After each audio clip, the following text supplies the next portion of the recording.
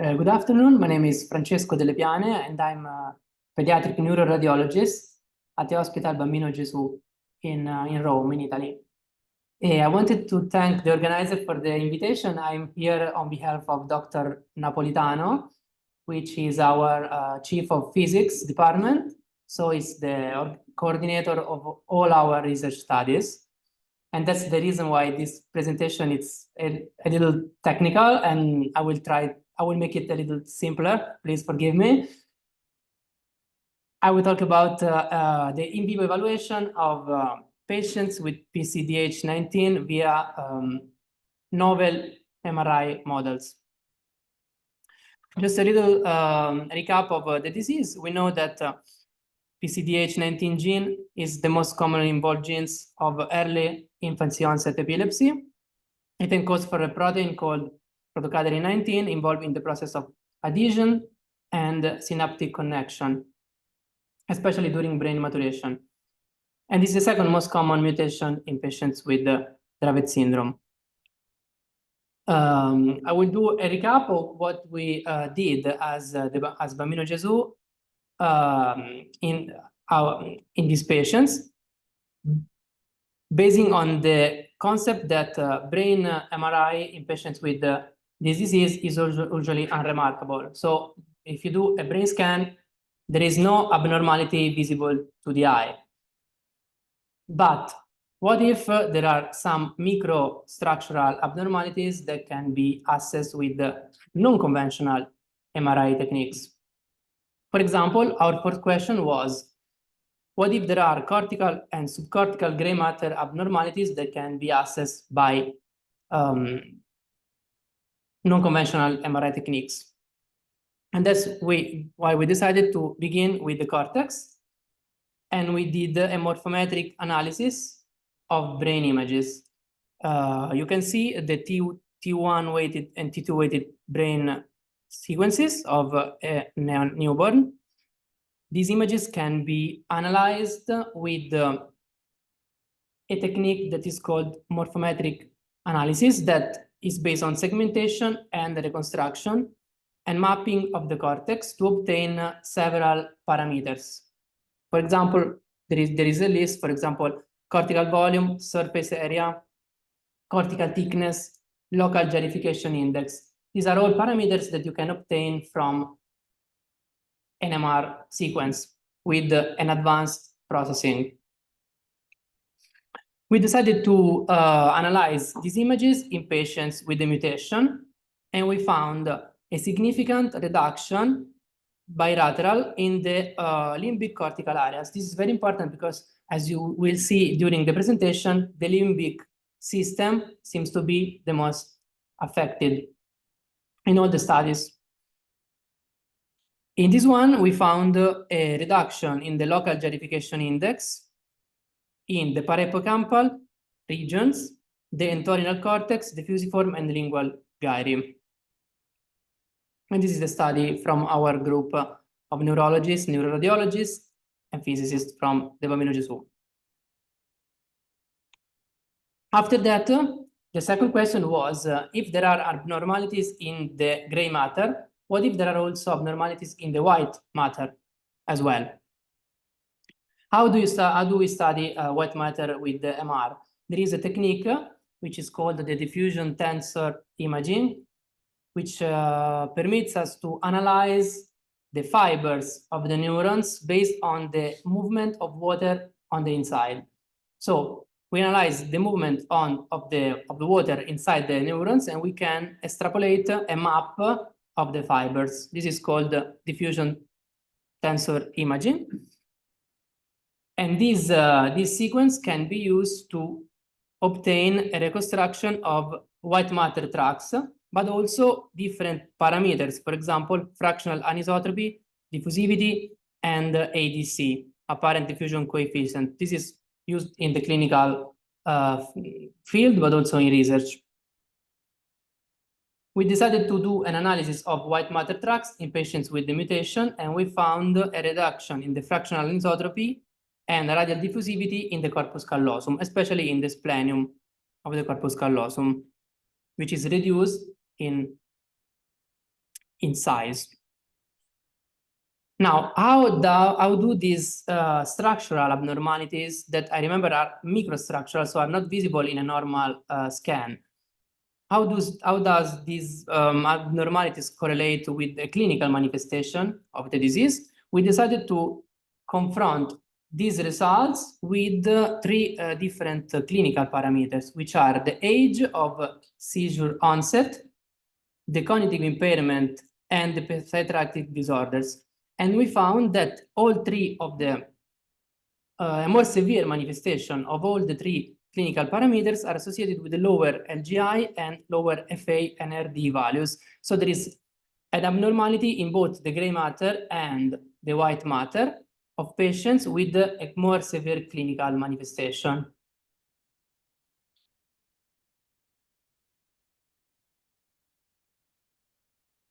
Especially in the parahippocampal cortex, the limbic cortex, and the fronto-orbital regions. So again, the limbic part of the brain. We also do a morphometric analysis of cortical regions, which is another complex analysis that you can do on the 3DT1 images, and you can extrapolate other parameters, which are the surface area and cortical thickness. And again, we found out that both the cortical thickness and the area, meaning the volume of that part of the brain, is reduced in the right temporal and limbic cortex in patients compared to controls. Meanwhile, the CT, meaning the cortical thickness, was increased in the occipital gyrus and parahippocampal regions bilaterally. This is just an example to say that brain regions are like people, so different brain regions can be more or less connected one to another, as well as people can talk more with someone than someone else. So brain regions are more or less connected in the brain than other regions. So we can also do a network-based analysis. So in this case, you analyze the connections between the areas of the brain. You do it by means of fMRI and morphologic images. And through a process of parcellation and registration, you can obtain a map of the connection.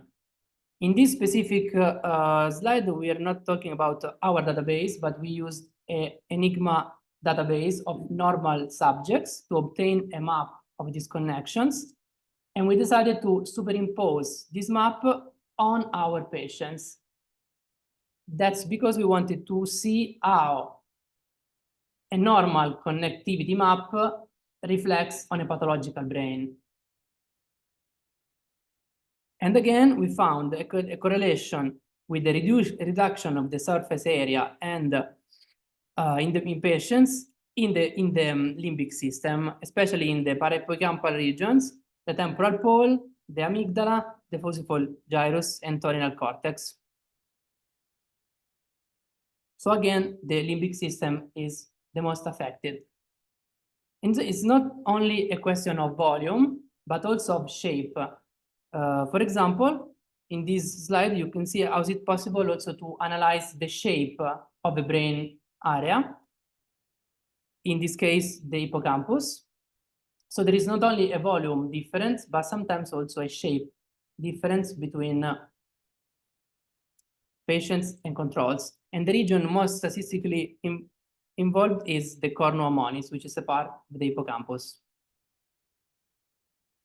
As you can see here, the red areas in these reconstructions represents the areas that are more different in shape between patients and controls in both the hippocampus, which is on the left, and the cornu ammonis, which is a part of the hippocampus in the left.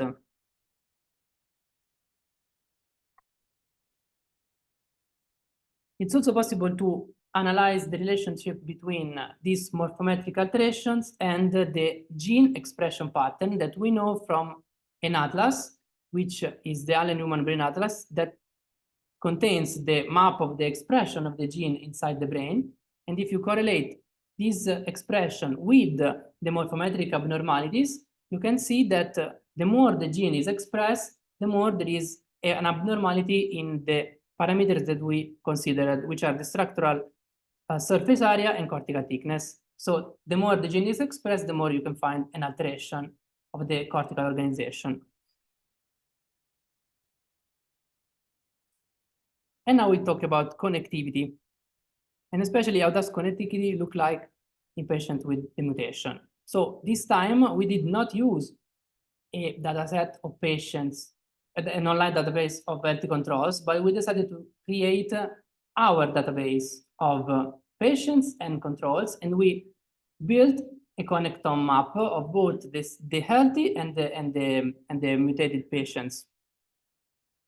And we found out that, again, in the regions of the limbic system, for example, temporal pole, parahippocampal cortex, rostral anterior cingulate regions, there is a bigger connectivity in the healthy subjects compared to controls. Whether there is a reduction in connectivity in the front pole parahippocampal regions of patients. That means that that part of the brain is more connected to another one in the disease patients. We don't know the reason for that. We can assume that these specific regions are more involved in the process of the disease, and that's why they are more connected in a mutated patient compared to a healthy subject. And we also can analyze the nodes with a technique which is called the PageRank centrality, which is a technique that basically tells us how important a node is inside a network of nodes. And if you analyze, if you see in the images how the controls have some regions that are more central in the healthy subjects compared to the mutated patients, at the same time, again, in the occipital, frontal regions, the node becomes central in a patient with a disease. So these nodes are probably involved in the process of the disease because in the patient that have the mutation, they assume a bigger centrality in the network.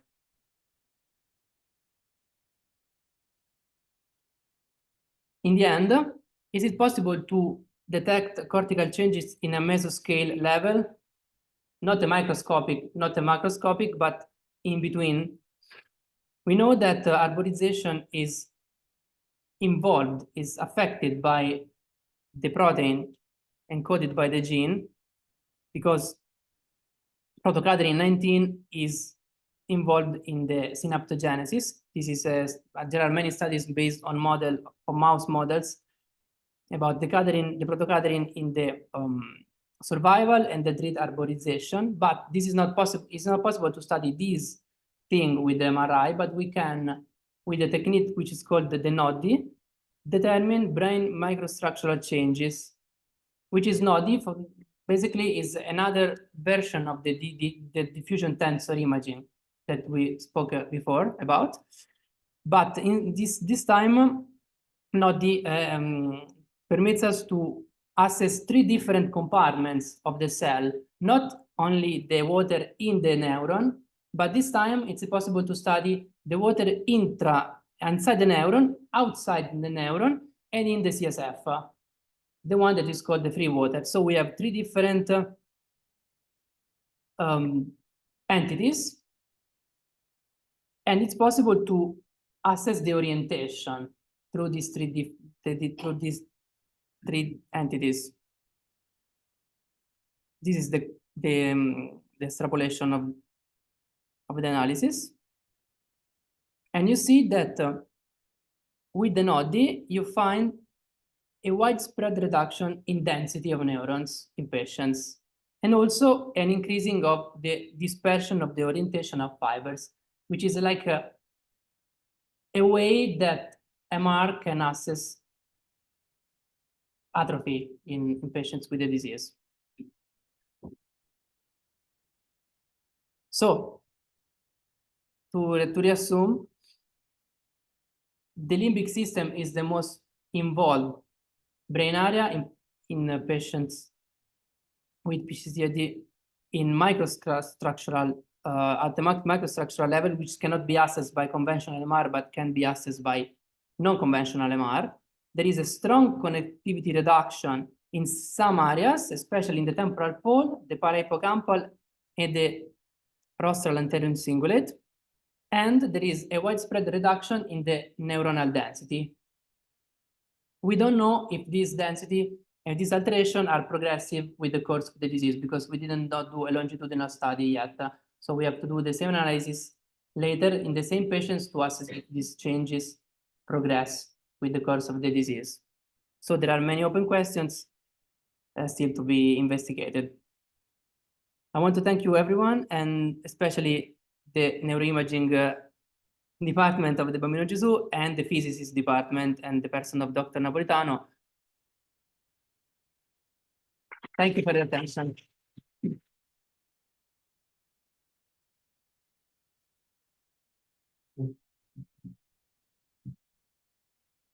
Really interesting work.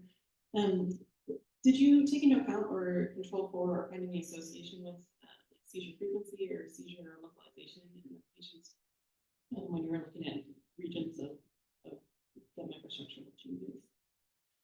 Can you repeat, sorry? So is there any association between seizures and the amount of microstructural changes? Yes, there is. It's not all the microstructures, some of them.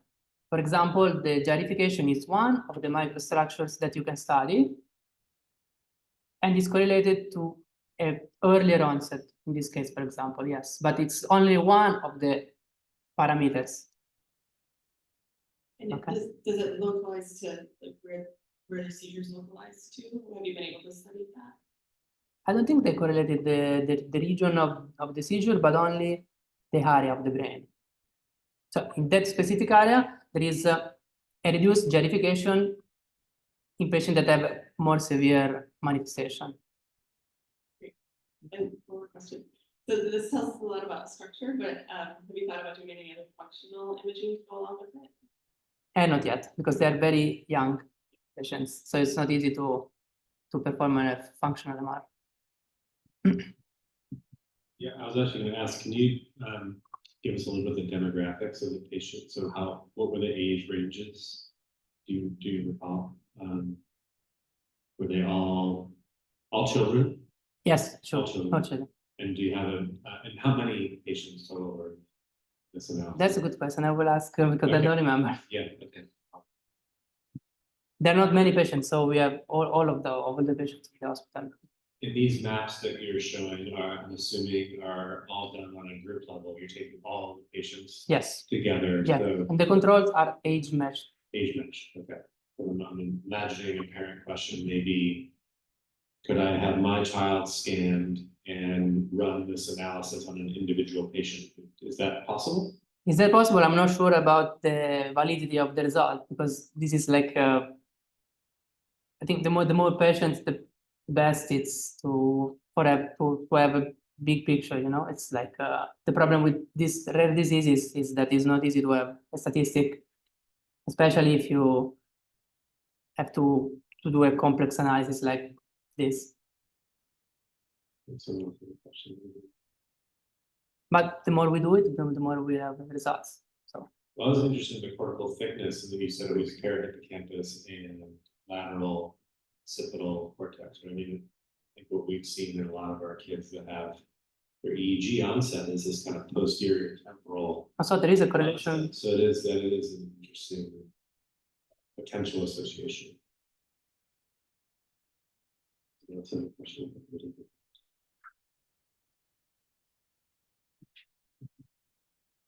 Just building on that, the last question, so for the diffusion tensor especially, there are probably many folks in the room type of imaging done. I'm just wondering if the sequences are so different, or if someone is going to have a subsequent one, if there's a way to connect with your group. For the specific data about the sequence, you can ask Napolitano and Antonio. I think it would be very pleased to give you all the information about the specifics of the we use a 3T sequence and 64 directions, I think. But for the specific, you can email Antonio. He will be very pleased to tell you more. But I suspect that 64 direction, I mean, a lot of our clinical, as you know, a lot of our clinical scans, even before we expect a diagnosis of a genetic epilepsy, we're getting an MRI.